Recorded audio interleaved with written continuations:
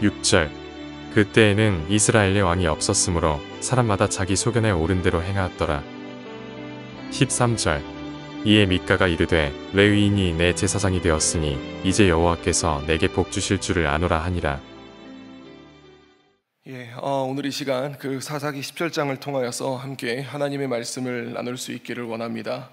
우리가 간혹 가다가 이렇게 말을 하거나 이런 말을 하는 사람을 들을 때가 있습니다. 그게 어떤 거냐면요, 내가 사는 게 바빠서 내가 신앙을 챙기지 못했다라는 그런 이야기를 할 때가 있습니다. 그러니까 이 얘기는 어떤 얘기냐면, 내가 이제 믿음은 있고 내 마음은 하나님 안에서 살아가고 싶은데, 근데 내가 먹고 사는 게 바쁘다 보니까 그 믿음을 내가 챙기지 못했다라고 이렇게 얘기를 하는 거죠. 그런데 사실은 이 말을 이해해 줄 수는 있지만 사실 이 말은 굉장히 위험한 말입니다. 왜 그러냐면 우리의 믿음 생활과 우리의 일상을 분별하는 거거든요. 그러니까 그 얘기는 성경이 하나님 말씀인 것은 알겠는데 이게 일상에서는 통하지 않는다라는 그 얘기를 하고 있는 겁니다. 이게 오늘 본문의 이야기는 그런 것으로부터 출발되어지는 그런 하나의 이야기가 시작됩니다. 사실 사사기 17장부터는 우리가 이 이야기를 묵상하면 묵상할수록 말이 안 되는 얘기들을 보여주게 되거든요. 그런데 이 말도 안 되는 이야기가 어디서부터 시작되냐면 그런 마음으로부터 시작된다는 것을 잘 생각하면서 함께 본문을 나눠볼 수 있기를 원합니다. 17장은 이렇게 시작합니다. 에브라임 산지에 미가라 이름하는 사람이 있었다라고 합니다. 그런데 그는 그의 어머니에게 이렇게 얘기하죠. 어머니께서 은 1,100을 잃어버리셨으므로 저주하시고 내 귀에도 말씀하셨더니 여기 보십시오. 그 은이 내게 있습니다. 내가 그것을 가져갔나이다 라고 이렇게 얘기를 합니다.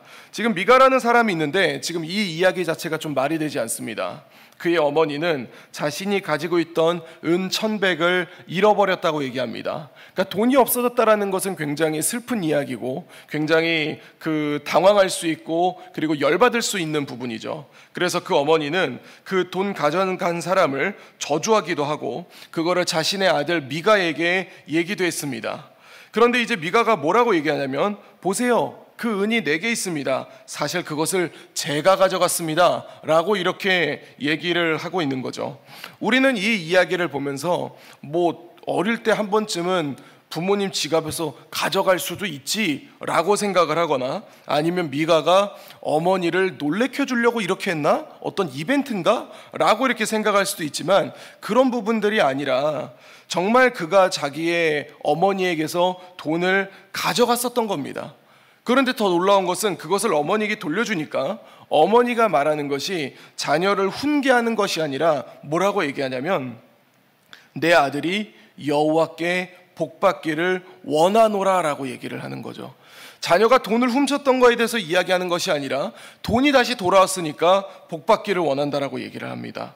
그런데 3절을 보면은 미가가 은 1,100을 그의 어머니에게 도로 주니까 어머니가 이렇게 얘기하죠. 내가 내 아들을 위하여 한 신상을 만들겠다라고 얘기합니다. 우상을 만들면 안 되는 이스라엘 백성인데 근데 신상을 만들어서 그 은을 여호와께 거룩히 드리겠다라고 얘기합니다. 하나님을 신상을 만들지 말라 그랬는데 그 신상을 만들 거고, 그 신상은 아들을 위해 만들었으며 그것을 여호와께 거룩히 드린다라고 얘기를 합니다. 그러면서 이 은을 다시 미가에게 준다라고 얘기를 하고, 4절을 보면 미가가 그 은을 어머니에게 도로 줬다고, 그 돈 가지고 서로 주고받고 하는 거죠. 그러니까 어머니가 은 200을 가지고 은장색에게 주어서 그래서 한 신상을 만들었습니다.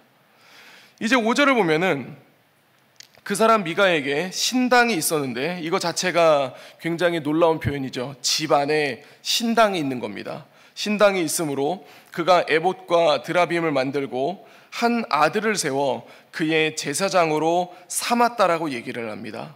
우리는 조금 더 생각해 봐야 될 게 에브라임 산지입니다. 그곳에 이제 신당이 있고 그리고 한 아들을 그의 제사장으로 삼았다라고 얘기하죠. 우리는 한 가지 생각해야 됩니다. 제사장은 에브라임이 아니라 레위 지파입니다.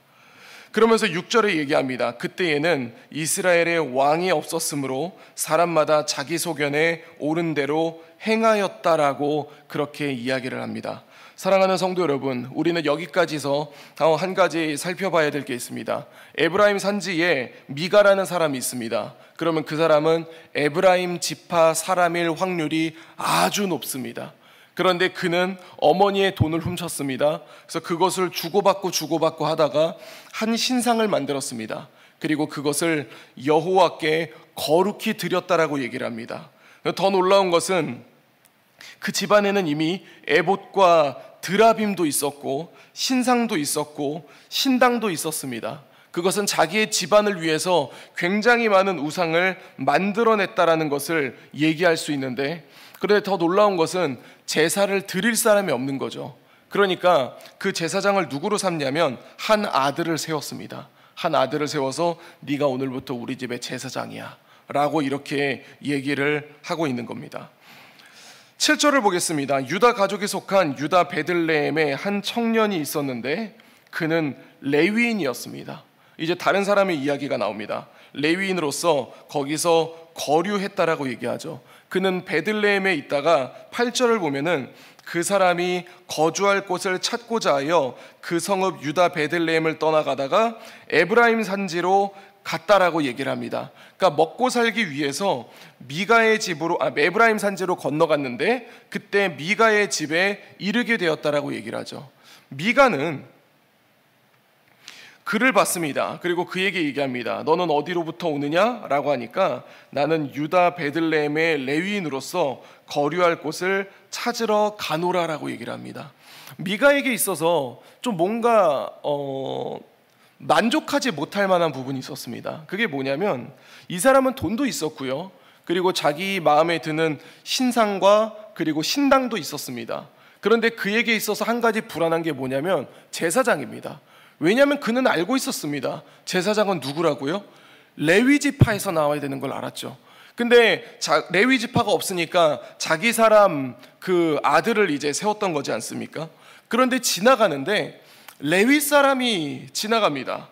그러면서 이제 그를 보고서는 얘기를 하는 거죠. 그가 이제 얘기합니다. 그가 내가 거류할 것을 찾으러 간다라고 얘기하니까 10절에 얘기하는 거죠. 미가가 그에게 이르되 네가 나와 함께 거주하며 나를 위하여 아버지와 제사장이 되라. 내가 해마다 은 10과 의복 1벌과 먹을 것을 주리라 라고 그렇게 얘기를 합니다. 자신에게 없었던 한 가지 제사장을 세울 만한 사람을 만났습니다.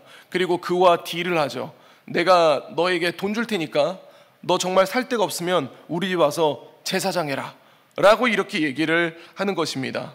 그런데 우리가 여기서 생각해 볼 때에 레위 지파는 제사장이 될 수 있는 지파였고요. 그리고 그는 한 가정의 제사장이 되는 것이 중요한 것이 아니라 이스라엘이라는 나라의 제사장이 되어야 되는 사람입니다.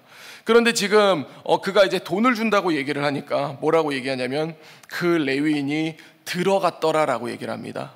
미가는 지금 자신의 만족을 위해서 레위인을 보면서 너 우리 집의 제사장이 될래? 라고 얘기를 하는 거고, 레위인은 그가 제시했던 금액을 바라보면서 좋아, 나 오늘부터 너의 제사장이 되겠어 라고 하면서 그 집에 들어갔다라고 얘기를 합니다. 그리고 11절을 보면은요, 그 레위인이 그 사람과 함께 거주하기를 만족하게 생각했으니 이는 그 청년이 미가의 아들 중 하나같이 됨이라 라고 이렇게 얘기를 합니다. 그러면서 이제 레위인은 그 사람에게 이제 들어가서 사는 것이 자기가 먹고 사는 문제가 해결되니까 굉장히 만족해했고, 그 다음에 그 청년이 미가의 아들 중 하나가 되었다라는 건 뭐냐면 이제 어떤 하나님의 말씀을 전하는 제사장과 그 다음에 그 이야기를 그 말씀을 듣는 성도의 개념이 아니라 내가 월급을 주고 그 월급을 받으며 먹고 사는 상생관계가 되는 그런 관계가 되었다라고 이야기를 하게 됩니다. 그러면서 12절을 보면 미가가 그 레위인을 거룩하게 구별하매, 이거를 또 거룩하다고 얘기를 합니다. 거룩하게 구별하매 그 청년이 미가의 제사장이 되어 그 집에 있었더라 라고 하면서 13절이 가장 웃깁니다. 이에 미가가 이르되 레위인이 내 제사장이 되었으니 이제 여호와께서 내게 복 주실 줄을 아노라. 자기에게 없었던 한 가지, 레위인이 이제 들어오니까 하나님은 나에게 복 주실 거야 라고 하면서 오늘 본문을 마무리하게 되는 것이죠. 주 안에 사랑하는 성도 여러분, 우리가 새벽에 와서 이 13절까지의 내용을 간략하게 이렇게 풀어서 얘기를 했지만 이 내용의 이야기를 들어도 참 답이 없다라는 것을 우리가 보게 됩니다. 하나님의 제사장이었던 레위 사람도 마찬가지였고, 그리고 에브라임 지파에 살고 있었던 미가라는 사람도 참 답이 없다라는 생각을 가질 수가 있게 됩니다. 그런데 이게 왜 그렇게 되냐면 6절에서 시작됩니다. 그때에는 이스라엘의 왕이 없었으므로 사람마다 자기 소견에 옳은 대로 행하였더라 라고 이렇게 얘기를 하는 거죠.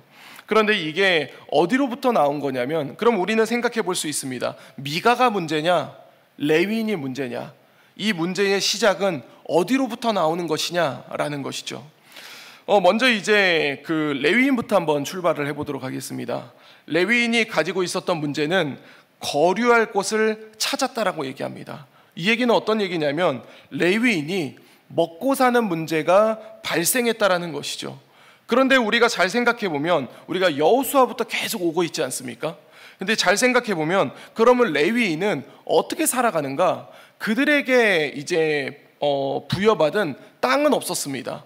그런데 그는 각 지파에 속해 살면서 이스라엘 사람들이 이제 하나님 앞에 드렸던 그런 11조를 가지고 살아갔던 사람들입니다. 그런데 지금 이 사람이 거류할 곳이 없다라는 것은 이 사람이 어떤 그 욕구, 나는 더 돈을 많이 벌 거야, 이런 개념이 아니라 이스라엘 백성들이 11조를 제대로 하지 않아서 이가 이제 더 이상 먹고 살 것이 문제되니까 그것을 찾기 위해 떠났다라는 이야기를 하고 있는 겁니다. 그러니까 사실은 그는 그거 떠났으면 안 됐습니다. 그는 오히려 하나님 앞에 기도하고 이스라엘 지파 백성들에게 분명하게 하나님의 말씀을 전해야 되는 것이 그의 역할이었을 겁니다.